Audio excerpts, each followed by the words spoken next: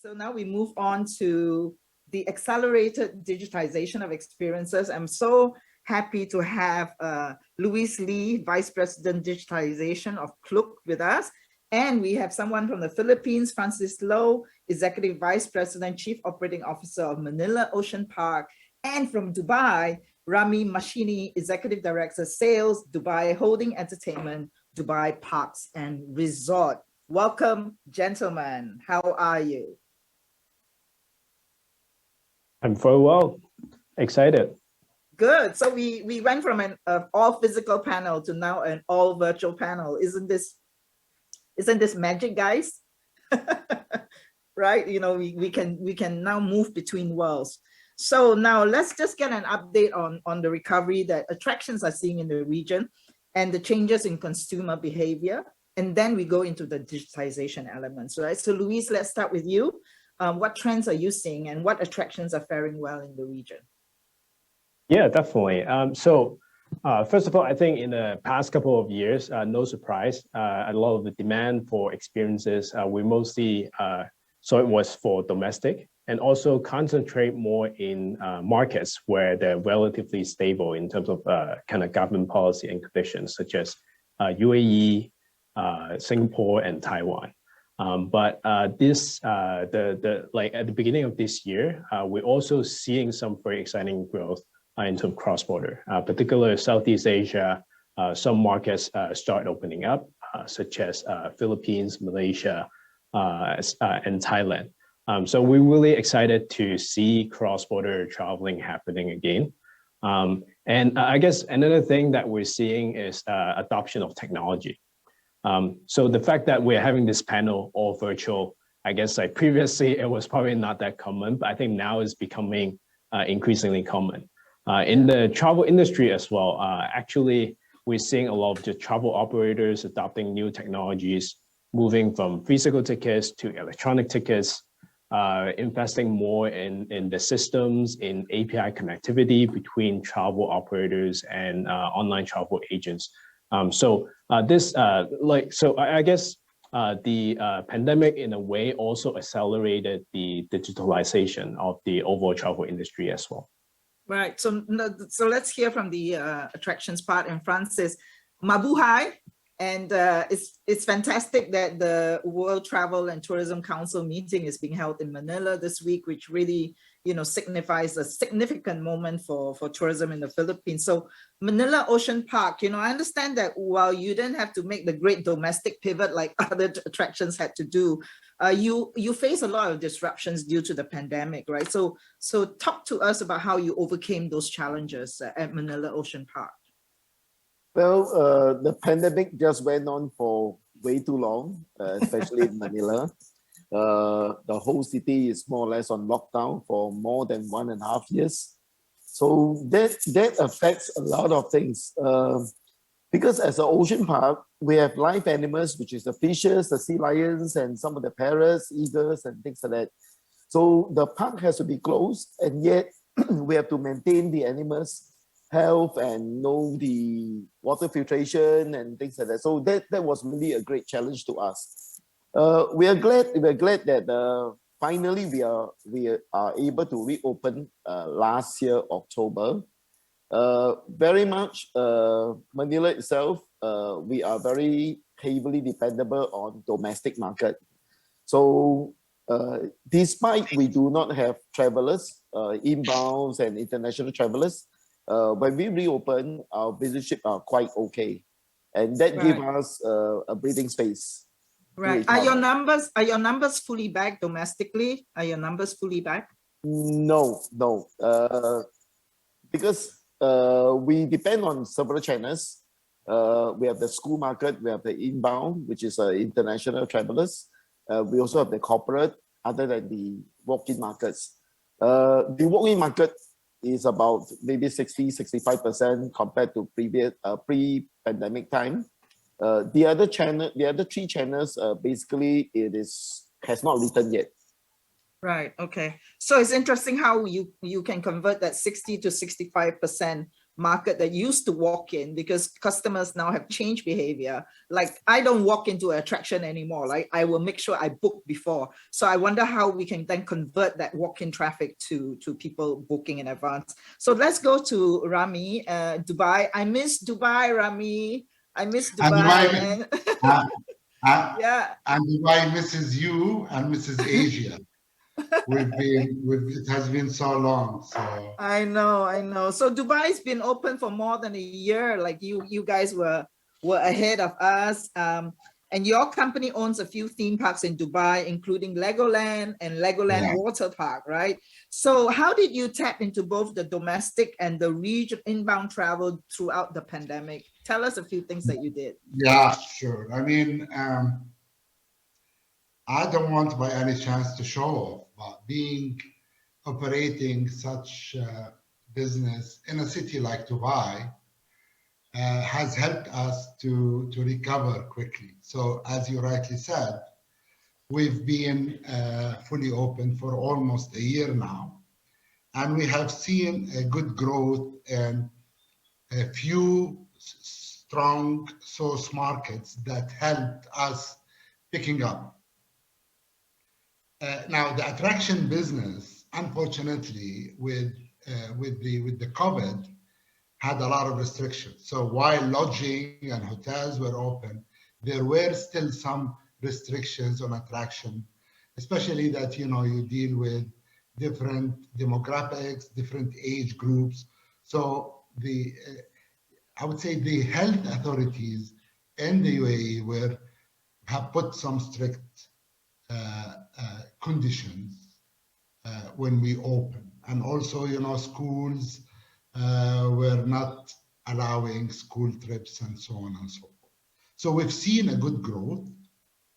We followed the demand in some source markets, while other source markets were still closed. So the fastest was for us, let's say, the UK, Europe, the GCC, which is the closer neighbors of had a very good recovery. Apart from Saudi, if you all remember, was a little bit later to open restrictions.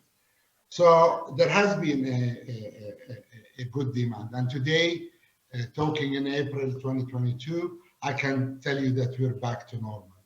We're back to normal in terms of operation, but trends have changed.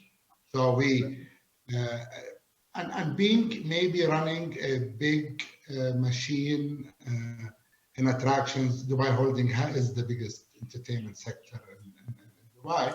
The pressure is high, and for you to look at recovery from that point, I can't say that we recovered 100%. There are still some strong source markets that didn't pick up. Asia is one of them. We're really lacking these numbers.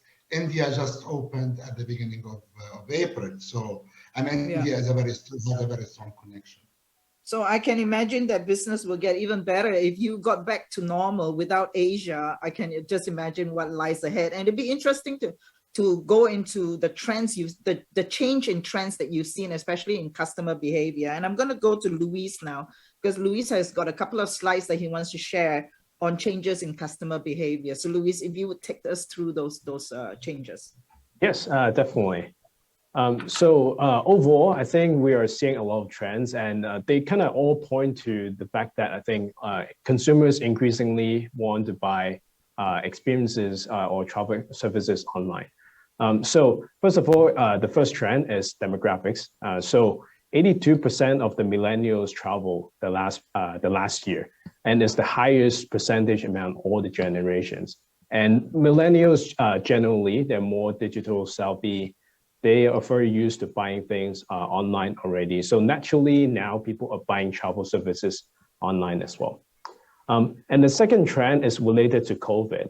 So because of government policies, restrictions, etc., we're seeing that people increasingly want to book their experiences in advance, partly because they don't want to end up at, say, at an attraction and then realize, oh, it's closed today for cleaning. Or they've already run out of tickets because there's a daily capacity limit.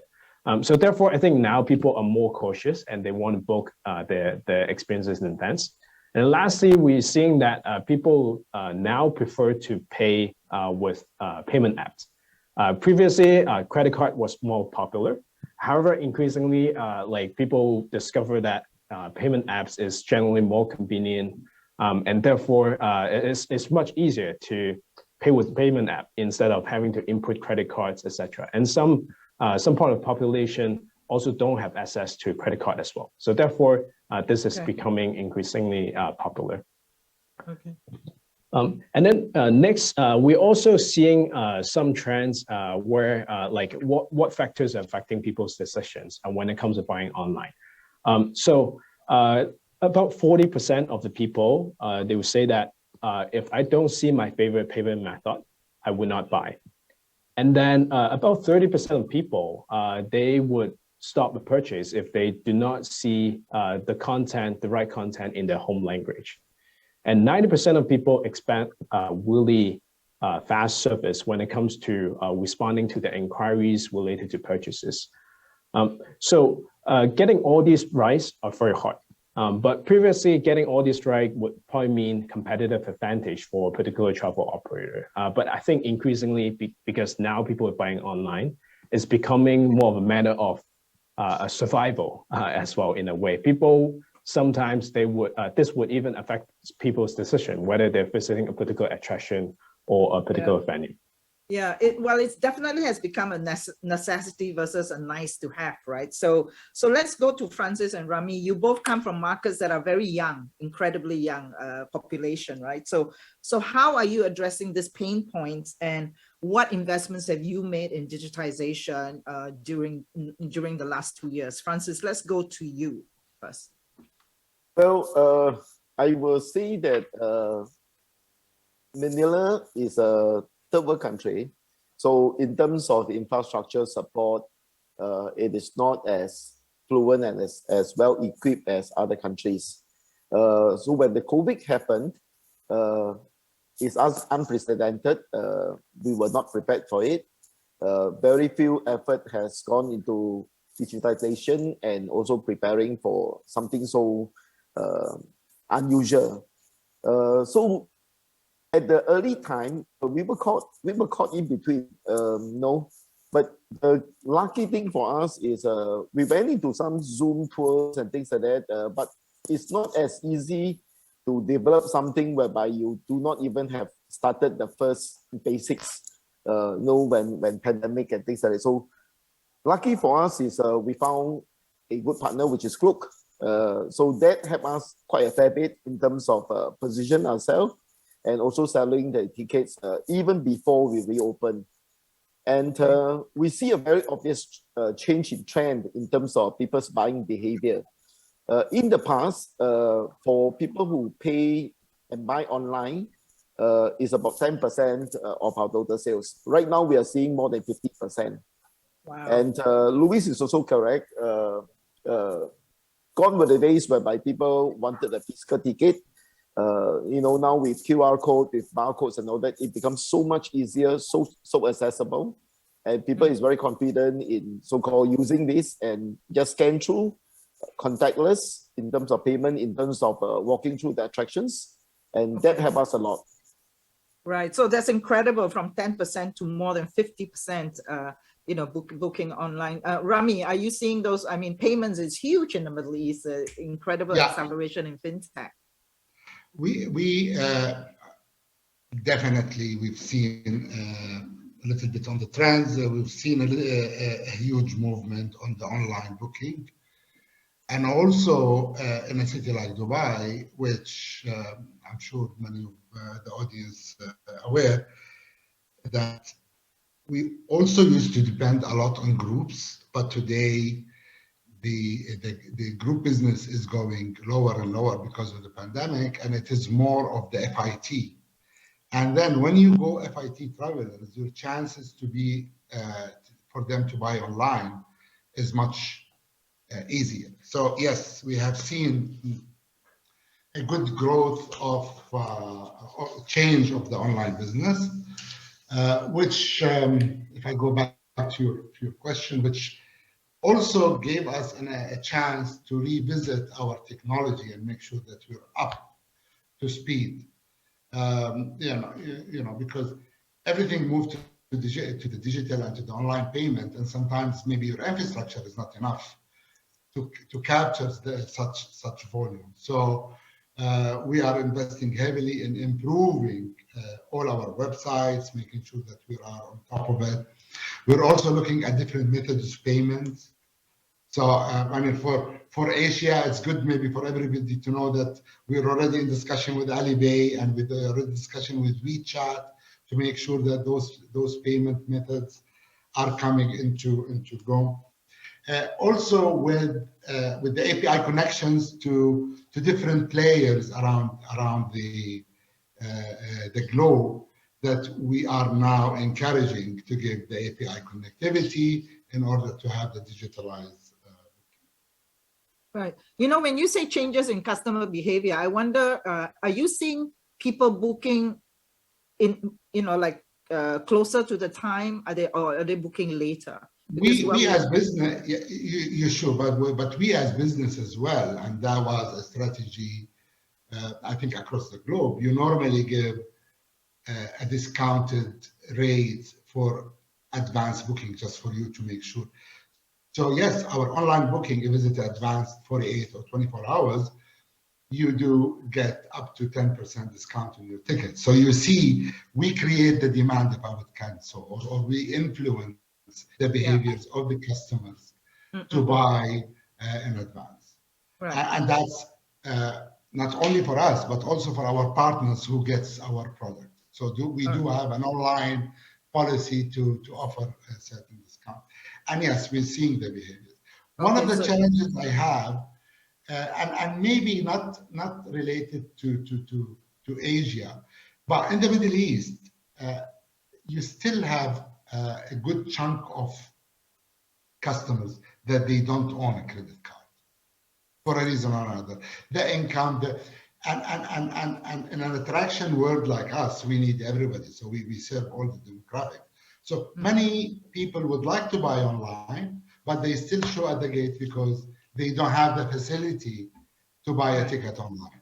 In a business like ours, the Global Village, I don't know if anybody heard about the Global Village, but yes, the entry ticket, and the entry ticket is quite low, if you know, from a threshold.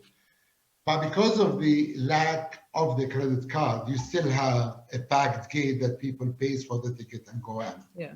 I think we face a similar opportunity actually in Asia, where a lot of people don't own credit cards. And Luis, I'm sure that you will absolutely agree with that. And that's why we have explosion in wallets and payments, like in markets like the Philippines, Cambodia, Indonesia, right? So Luis, you wanted to talk about another challenge, which you said the merchants are not really prepared for the B2C inbound, like consumer facing for various reasons. Do you want to share some data around that? I think you prepared a couple of slides. Yeah, so there are some data points. So we actually we watch the different websites very closely, and then we've analyzed over 150 travel operator website in the past. And what we notice is like at the moment, still there's a quarter of the travel operator website don't offer any booking features at the moment. And we're talking about some of our top travel partners as well. And then about half of them don't only offer one payment method. We talked about just now that how important it is to offer also e-wallets, etc. But a lot of the websites, they are still offering only credit card. And then also about only 18% of them would offer more than 3 languages. But being in Asia, we know if we want to tap into the wider Asian market, we need at least like 6-7 languages. If we're talking about, say, the European markets as well, we'll need to add another 4 to 5 languages as well. And then lastly, it's actually quite uncommon for these operator websites to offer customer service. And we're looking at about 11% of them. And then the fact is, it's very expensive. And especially if we are talking about inbound, and then we need to offer multiple languages, it also costs a lot to do so as well. Right. And then, so I guess like a lot of travel operators, they're aware of this fact, but why are they not being able to offer all these things? So if we look at the challenges, we've done a survey with our travel operators, and then I think the response that we get is about half of them, they will find that it's actually the toughest challenge is organizational alignment. So very often, I think digitalization is not just about launching a website, building a system. It's very often about reallocating resources from one team to another. It's about sometimes it might hurt some team's KPI, sometimes it might hurt someone's bonus. So therefore, sometimes it could be a pretty a difficult conversation to happen in the organization itself. Another factor is about 40% of the travel operators, they would say that the upfront investment have a very long payback period.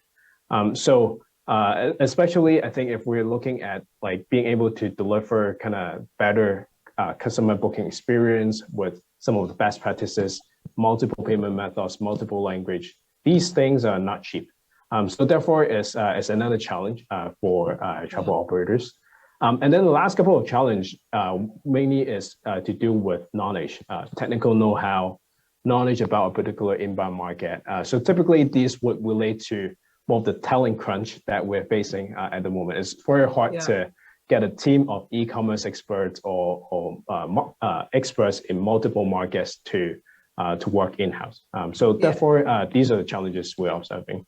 Yeah, I mean, it sounds like, a lot of challenges, and it really reminds me of, how airlines started too, right? I mean, airlines started off like they would just fly the planes and operate, and then they would say, okay, we don't really take care of the distribution, we let other people. But now people have to take care of the distribution. So the same with hotels as well, and hotels went through the same evolution. And it seems to me like attractions are now going through sort of this evolution of distribution as well. And coming back to talent crunch, I just wanted to share, earlier I asked the poll of our audience and say, what's the biggest challenge to keep us from arising strongly in the long term? And, 53% said the talent crunch, right? So that is a major challenge. Now, can I go back to that slide that Louise had, which was the second last slide about the challenges facing operators, which was about organizational alignment, if I can remember, technical know-how, and long investment payback, right? Francis, can I ask you, of these three, which is the biggest challenge of those three that I just mentioned? Well, I would say we are quite lucky in that sense in Manila Ocean Park. We retained most of our key position holders, especially the divers, the curatorial staff, the animal trainers. These are people that requires years of working experience to do a trade right and to do the show right and all those things. So right. These people, we managed to retain them quite well, but we lose a lot of frontline staff, the attendants to welcome the guests and things like that, which we have put in place some good training methodologies that we can train people in a very short and fast manner. Right. In fact, we work with a lot of schools, local schools, universities, to have a lot of students, OJTs. So that also helped us in terms of recovering, to lower down the manpower costs, so that we can manage the park well and provide good experience to the guests. Now, one thing I'd like to share in particular is also when we reopened in October last year, something we did right. We worked with the local government.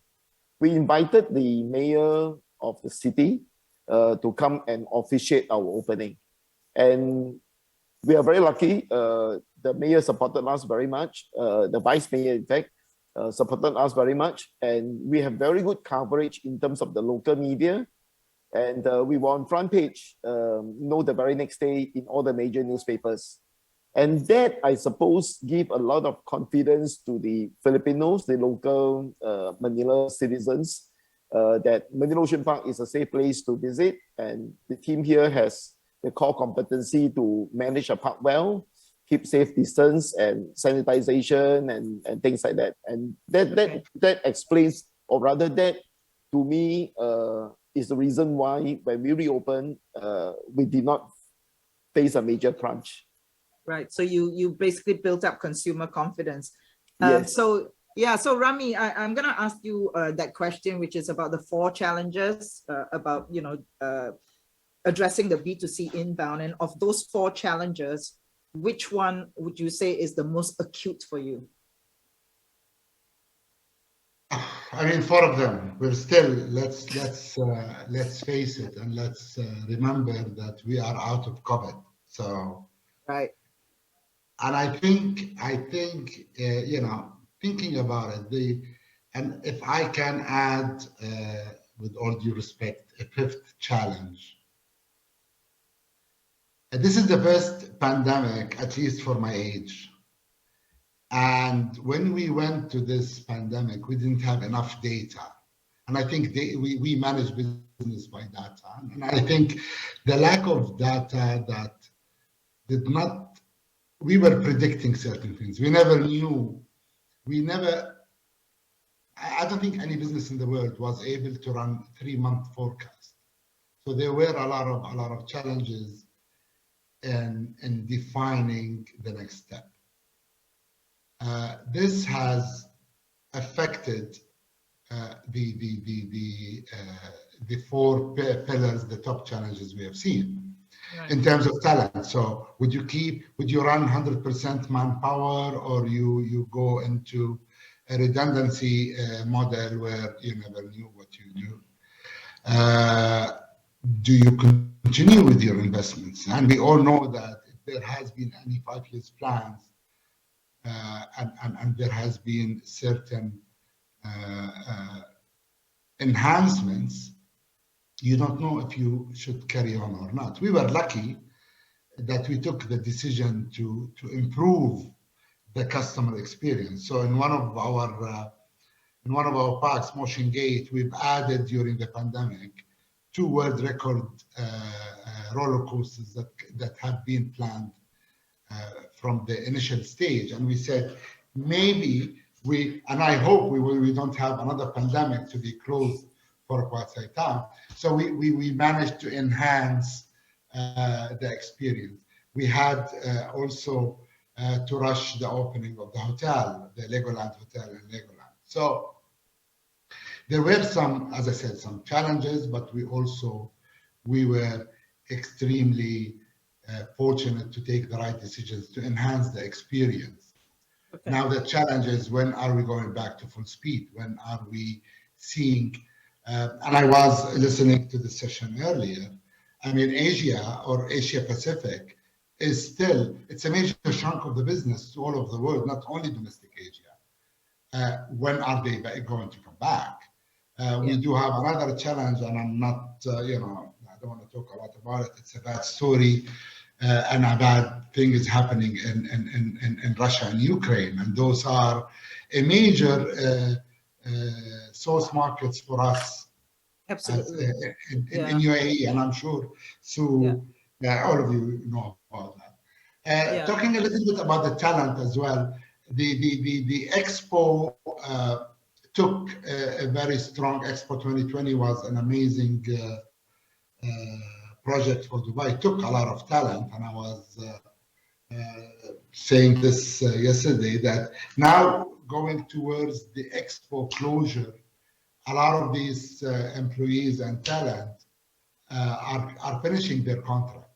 So Dubai is flooded with decent talent that we can recover immediately now on and to go back to full speed. So I'm sorry I didn't give you a proper answer, but all of them. No, you did. It's fine. I mean, it's really. Yeah, sorry. We definitely need Asia to arise, right, before the whole world can arise, and that's what we are all waiting for, And your answers were perfect. So I'm going to try and wrap up now. I'm going to ask you very quickly, to answer very briefly. What is the biggest trend that you're watching that will impact your business in the next 5 years, Francis? Well, I will still say the travel connectivity of people, because in the attractions business, some speakers mentioned just now earlier, nothing can replace the experiential part. Gone were the days where the people buy a ticket, walk into attractions, read some information panels, look at the display, and walk out and say, hey, this is a good attraction. Gone were the days. People are more well educated, people are more well traveled, people want to ask questions, they want to take home something, learn something, and they want to touch and feel. All right. Okay. So if they want the stingrays to swim to them, they can touch the stingrays. They want to swim beside the sharks. They want a bird of prey, an eagle to fly up to the gloved hand. So these are the things that virtual tours cannot replace, no matter how much we try and how advanced the technology. It is that moment that the guests feel, you know, that wow, jaw-dropping moment. So I hope that one day will come soon, in the next 6 months to a year and a half, when people can travel, people can be connected together, and all this will be possible again, once again. Absolutely, Francis. That's what we are all working towards, all of us. Luis, what about you? What do you think is the biggest trend you're watching? I personally believe digitalization is going to go beyond where we are looking, what we look at now. Like, so right now it's a lot about selling. How can we make the website better? How can we make distribution better? Agree. But I believe it can go deeper, enhancing people's experience. For example, let's say if you go to a theme park and then you can reserve a ride with your phone, so you don't have to go line up. You can order food in advance. You can the marketing team can interact with you with, like, give you offers, etc. I believe like we're only at the very beginning of digitalization journey now. Absolutely. You know, Luis, just like when we started this this event, you know, we talked about travelers who were going back to places, you know, for familiar things, but they also wanted to go deeper and deeper and deeper experiences. And I think the same thing is going to happen with technology, right? What you're saying is a website must now go beyond just selling and, you know, commodities, but, you know, deeper. Rami, what about you? What's the biggest trend? I mean, both gentlemen has covered it all. I totally agree on the digital transformation and on being extremely available at all channels, multilingual sites, being able to offer multi-payment methods and solutions. I mean, we're still not in crypto, but you never know. Maybe in a couple of years we will sell. soon. Yeah, we will sell in crypto. So payment methods and digital identity. And one more thing that is growing really heavily. We should not underestimate the effect of the social media. You need to be at every single channel promoting your individual rides, your individual experience, because this has been proven to be a very strong factor to create and drive demand. And this is what we're doing. And every social media has a different demographics, so you need to be on top of that always. Absolutely. So thank you so much, Luis, from joining us from Hong Kong, and Francis from Manila, and Rami from Dubai. You know, here we are together, and we shall recover. We are already recovering, and we shall emerge stronger after this. Thank you so much for joining us. Thank you. I'll see you soon, Asia. See you soon in Dubai.